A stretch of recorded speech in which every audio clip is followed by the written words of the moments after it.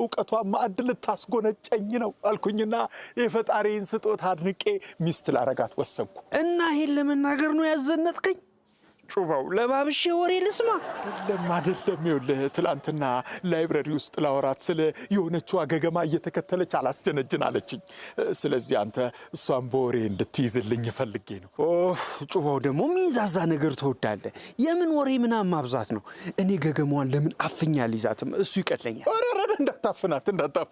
በኋላ አፍናታለሁ ብለህ ስትታገሉ ዕውቀት ብተነፍስብህ ችግሩ ለራስህ ነው በቃ ይኸውልህ አሁን አንተ እንደ ምሁር መስለህ ቅረባት እሺ እኔ መምሰል አልችልም መሆን እንጂ እሺ በቃ ሁን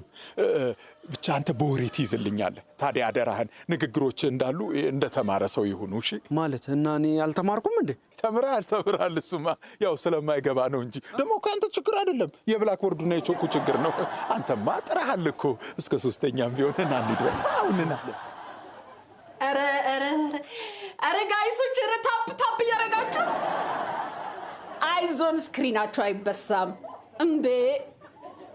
አረ አልሰማ